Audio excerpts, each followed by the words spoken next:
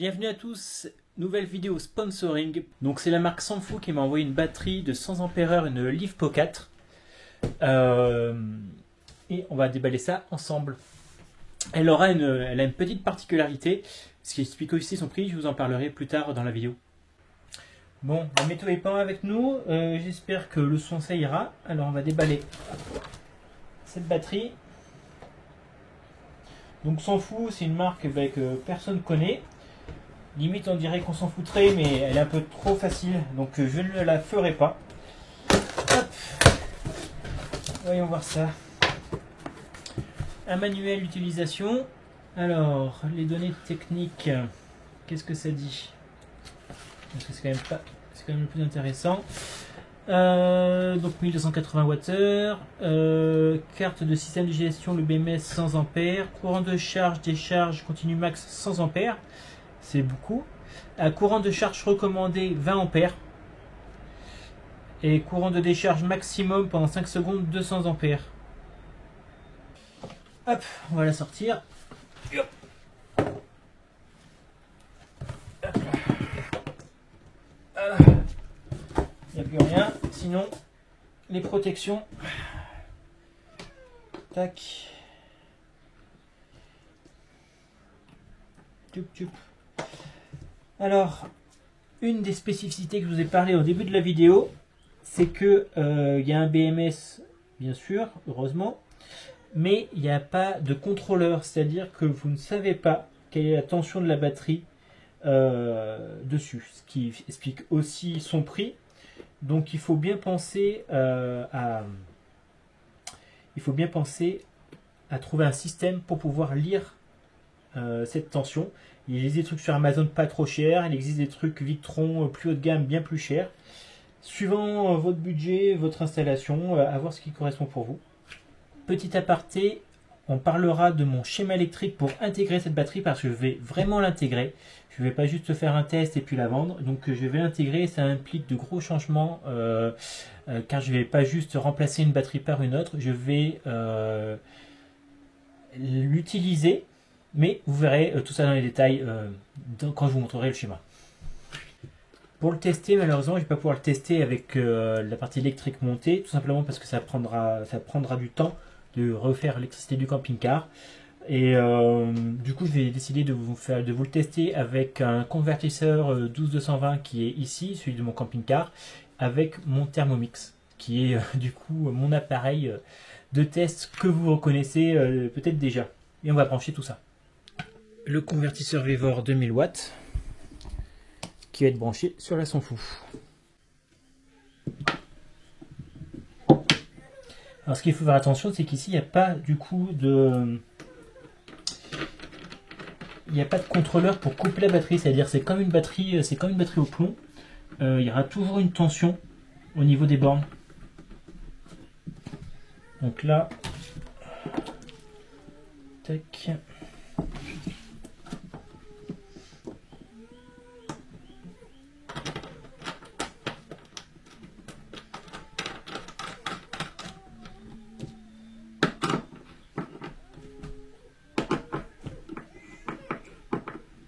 Hop là.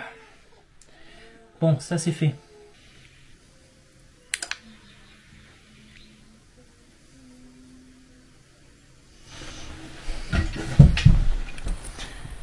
Il y a toujours le bruit. On va essayer de brancher quelque chose.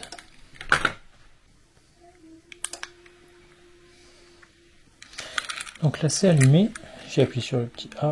Tac.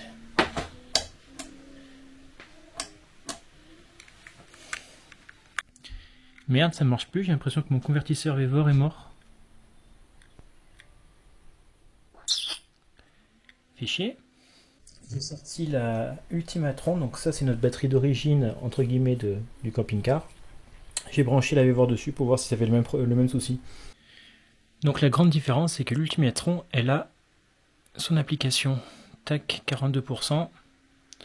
Donc état de décharge, on va l'activer. Tac, voilà, c'est fait, j'ai remis la Vevor,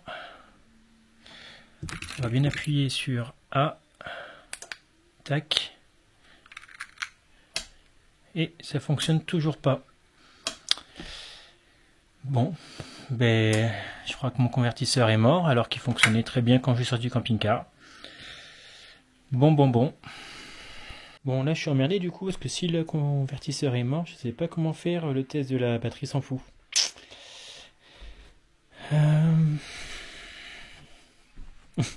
Je peux vous mettre un multimètre et puis vous dire ouais, il y a une tension qui sort. Allez, on va faire le multimètre. Bon, allez, sur le multimètre. 20 volts continu.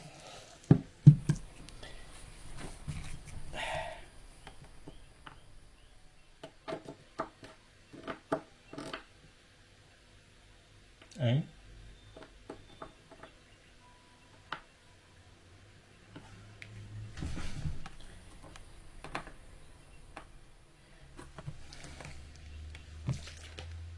Ben, c'est pourtant ça.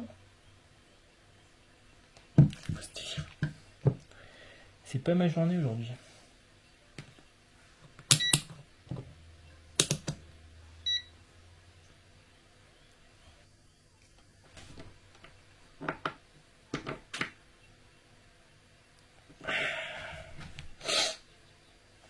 Et quand ça veut pas, ça veut pas.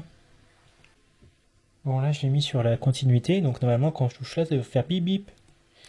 Mais j'ai pas de bip bip. Alors OL, ça je sais pas. Mais ça marche plus. C'est cassé. Oh la poisse, c'est pas possible que ça. Non mais vraiment quoi. Est-ce que je vais faire l'électricité moi-même? Je ne sais pas. Je ne sais pas. Je ne sais plus. Il est marqué OL, ça va être marqué, c'est un truc de souci, tu vois, OL. Ben, c'est dingue ça.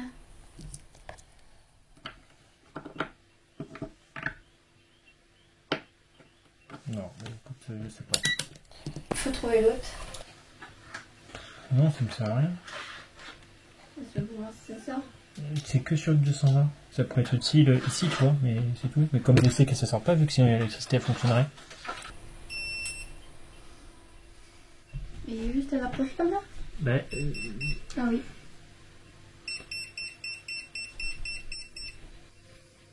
tu vois. Là ça sort. Oh, fais gaffe. Faut pas l'approcher trop près qu'il a dit. Non? Des esprits berlineux. Alors, il y a eu le convertisseur qui s'est allumé une seconde. Parce que j'ai mis ça, mais fais gaffe. Hein. J'ai utilisé ça. Et ça a allumé la lumière et le truc. Ça a allumé la lumière. Et je l'ai réparé? Non. Mais là, je pense qu'il dit que input, il est tout allumé. Je vais voir si j'éteins. Doucement. Attends, tu vois, j'arrête la charge du truc. Et si j'ai réparé? De toute façon, le truc, ça pue, ça pue a du... plus du cul là. Ça sent pas bon. Hop. Là, je l'ai complètement coupé. Je le rallume. Mais ça va pas exploser ou pas là? Au pire, ça pourrait fumer. Ah, ça c'est pas grave. Ah. C'est ça qui s'allume. Ah, Je l'ai réparé. c'est reparti. Eh, ma caniche. C'est reparti. Aïe, caramba, qui c'est qui répare les outils là? Donc ça, c'est une très bonne réparation. Petite réparation très efficace, si jamais... Je l'ai mis près du truc. Fais gaffe parce que ça se trouve ça va... C'est trop drôle ça quand même. Je sais pas si on a tout filmé bien comme il faut. Ah, fais gaffe. Mais là du coup voilà, le truc est reparti. Je vais pouvoir tester Non, du mais coup... sérieux, j'ai réparé ton truc.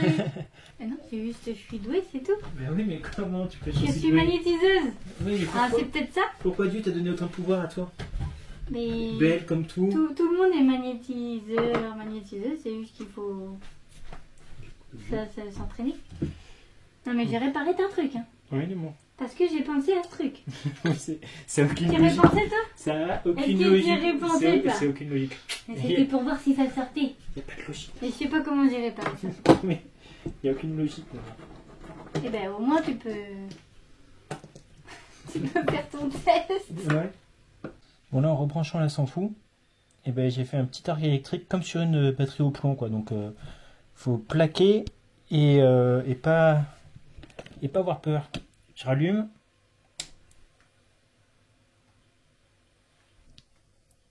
Ben ça marche plus. Ça marche plus, ça marche plus. Attends, si j'appuie là-dessus. C'est un truc de fou, hein. J'aurais bien aimé moi faire juste le test, hein.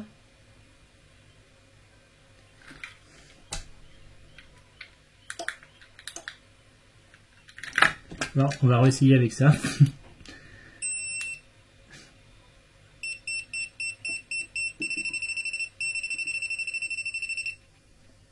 Tu veux pas te rallumer?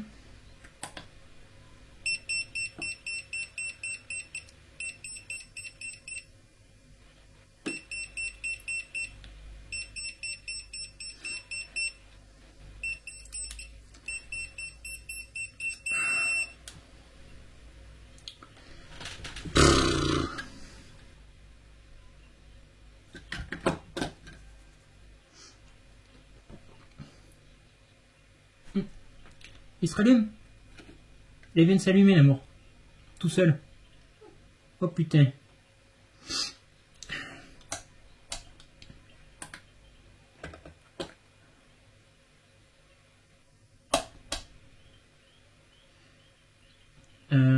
Donc là j'ai input 13 volts. Donc j'ai 13 volts là chez dans la batterie s'en fout.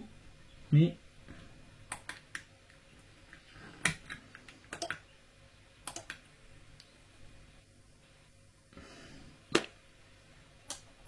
ça veut pas faire, ça veut pas faire grand chose.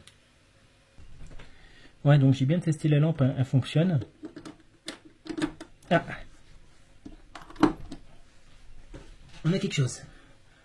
On a quelque chose, les amis. Donc consommation de la lampe 15 watts. Bon. Est-ce que je tente le Thermomix? Bon, en tout cas, bon, la batterie s'en fout n'y est pour rien. C'est le Vevor qui déconne. Je vais parler de tout ça aussi quand je vais parler de mon propre schéma pour le futur schéma électrique du camping-car. Voilà le Thermomix. Hop.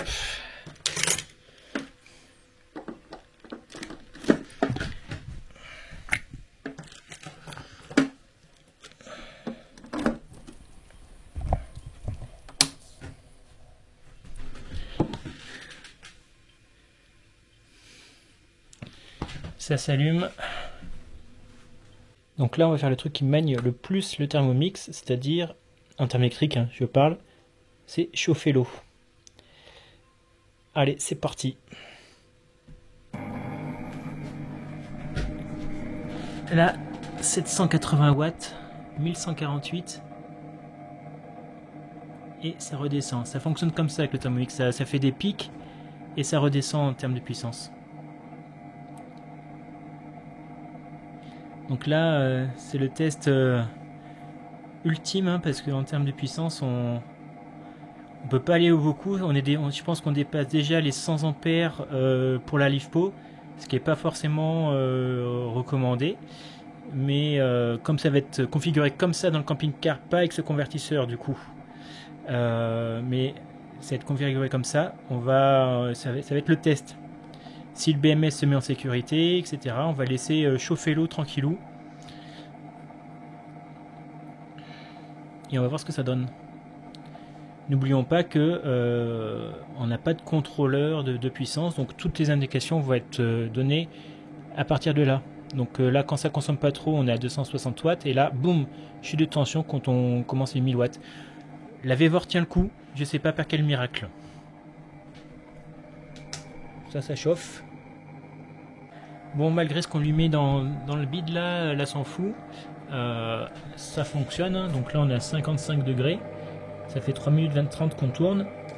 Et là c'est bien chaud. L'input, pour l'instant on est à 11 volts 9 quand on consomme 1000 watts. Voilà, ça remonte. Mais ça fonctionne. Le câble ça va, il est pas chaud. Et voilà, en tout cas, test validé. La batterie sans fou fonctionne, donc pour le prix, c'est intéressant. Nous, on va la garder.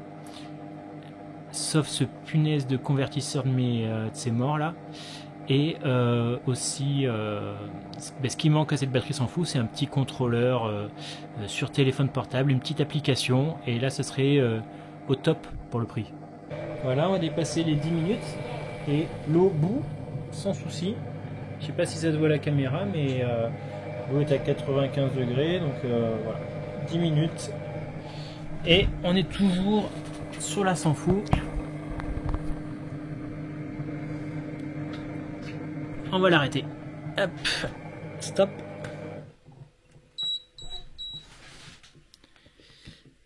Voilà, on reconsomme que 20 watts du Thermomix quand il est allumé. L'input il n'a pas bougé, on est toujours à 12 volts 9. Bon, on n'a pas de précision en pourcentage de batterie, mais c'est ce qui fait aussi le prix. En tout cas, test validé. Comme d'habitude, hein, si vous voulez acheter ce que je vous propose, vous avez le lien en description. Et vous pouvez vous faire votre idée, mais pour une batterie, les prix des batteries LivePocket ont vraiment chuté de fou. Là, on est quasiment sur le prix d'une batterie au gel, quoi. Donc c'est complètement dingue. S'en fout, ben on s'en fout pas. Allez, celle-ci, elle est faite.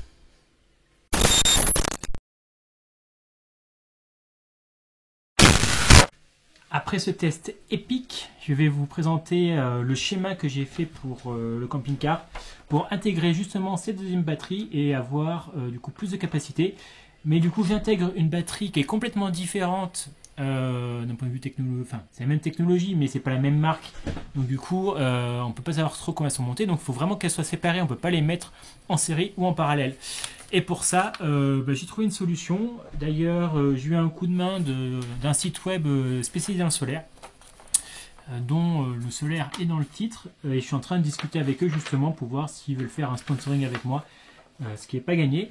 Mais en tout cas, je vais vous présenter ce schéma. Il est compliqué à première vue.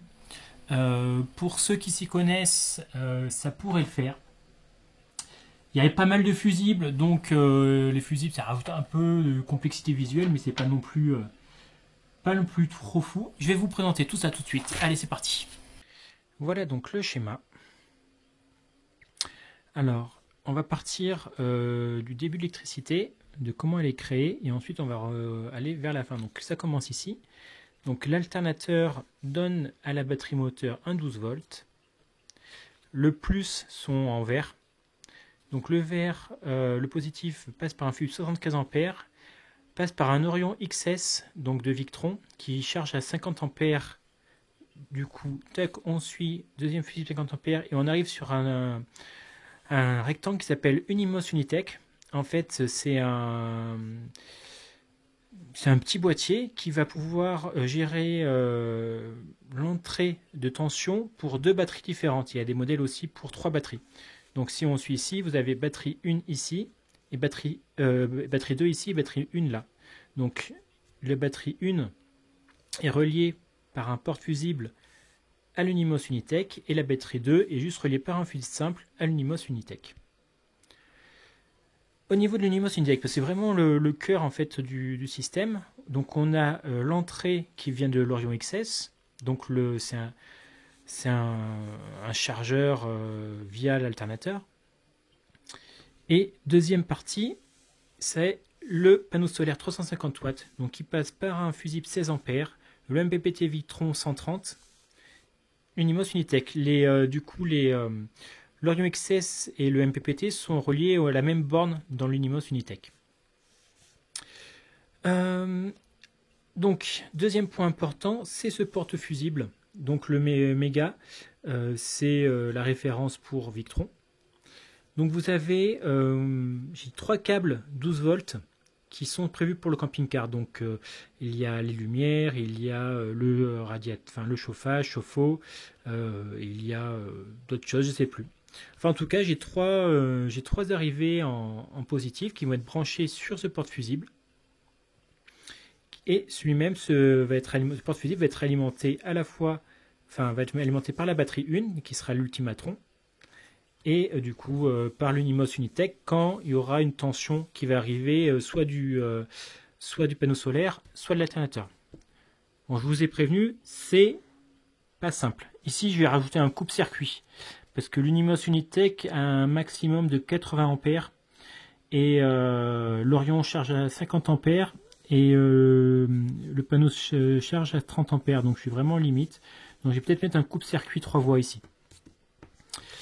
Vous avez un bornier négatif ici, donc si vous avez le porte-fusible ici positif et l'équivalent, c'est pas un porte-fusible mais c'est l'équivalent en négatif. Donc les deux reliés à la masse qui seront reliés du coup au châssis du camping-car.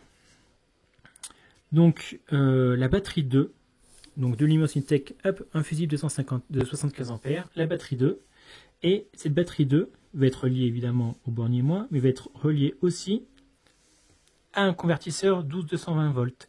Là on va prendre du lourd, on va prendre du Victron, Victron Phoenix 1600 VA, donc c'est un gros billet, mais c'est important. Et derrière on va avoir le tableau électrique 220 volts, donc après derrière ça va aller pour le frigo, pour le Thermomix, pour les prises électriques, le PC, etc. Pourquoi un Phoenix 1600 VA?